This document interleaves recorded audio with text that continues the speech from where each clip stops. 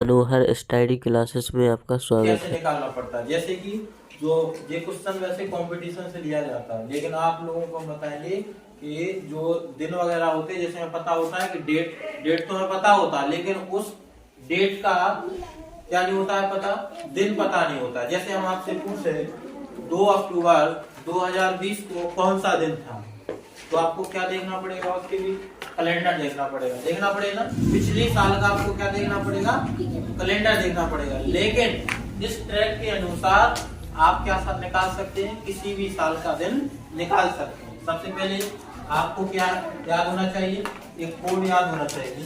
Code का 033 614 625 और 035 क्या याद होना चाहिए, कोड याद होना चाहिए। 033 614 625 035। ये टोटल 12 अंक होते हैं। कितने अंक होते हैं, 12 अंक होते हैं। और हमारे जो महीनों के नाम भी होते हैं वो भी कितने होते हैं, 12 होते हैं। जैसे जनवरी, फरवरी, मार्च, अप्रैल, मई, जून, जुलाई, अगस्त, सितंबर, अक्टूबर, नवंबर और दिसंबर।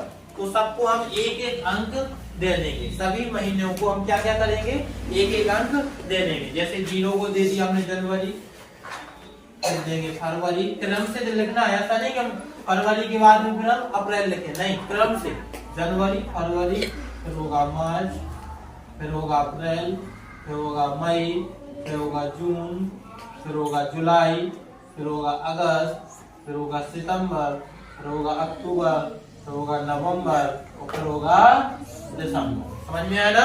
इस 12 जो अंक लिखे हैं, इनको हमें जो जनवरी फरवरी को नाम होते हैं ना जो महीनों के, उनको हम इससे क्या कर देंगे, इससे तुलना कर देंगे, यानी इसको अपोजिट कर देंगे। समझ में आया ना।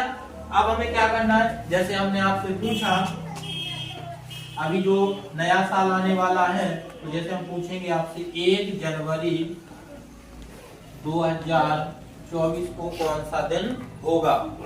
क्यों बोला हमने होगा, क्योंकि अभी आने वाला है, अभी निकला नहीं है। तो हमें पहले से पता करना है कि जो हमारा नया साल है वो कितने कौन से दिन को होने वाला है। तो हम कैसे करेंगे, 1 का 1 लिखेंगे। अब जो जनवरी लिखा है तो जनवरी का कोड हम क्या होगा, 0। क्या होगा, 0, जो हम पहले देख चुके हैं। इसके बाद जो सन दी जाती है तो सन के लास्ट के 2 अक्षर लिए जाएंगे। जैसे इसमें 2024 है तो हम इसके लिखेंगे 2 डिजिट 24। अगर 19 होता 2019 तो हम इसका लिखते केवल 19। 20 होता तो हम क्या लिखते 20। उस सब में प्लस 4 लिखना है। 4 इसलिए लिख जाते हैं, क्यों लिखे जाते हैं, क्योंकि ये 4 बैच बात क्या होती है, लीप बैच होती है। क्या होती है, लीप बैच। और लीप बैच में आपको पता होना चाहिए, क्योंकि वो लीप बैच होता है जिसमें टोटल 4 का भाग चला जाए। इसके बाद नीचे कितना होगा, 7 क्यों होगा, क्योंकि एक हफ्ते में कितने दिन होते, एक हफ्ते में कितने दिन होते हैं, 7 दिन होते हैं। एक हफ्ते में कितने दिन होते हैं, 7 दिन। दिनों के नाम भी आना चाहिए, रविवार, सोमवार, फिर आएगा मंगलवार, फिर आएगा बुधवार, फिर गुरुवार, फिर आएगा शुक्रवार और फिर आएगा शनिवार। इंग्लिश में भी आना चाहिए आपको, क्या बोलेंगे, Sunday, Monday, Tuesday, Wednesday, Thursday, Friday, Saturday. समझ में है ना। इसके बाद जो रविवार होता है, अगर इसको हम 0 से स्टार्ट करेंगे, क्योंकि जो रविवार जो सबसे लास्ट होता है, क्या होता है, रविवार लास्ट होता है। सोमवार से गिनते हैं इसको 1 2 3 4 5 और 6।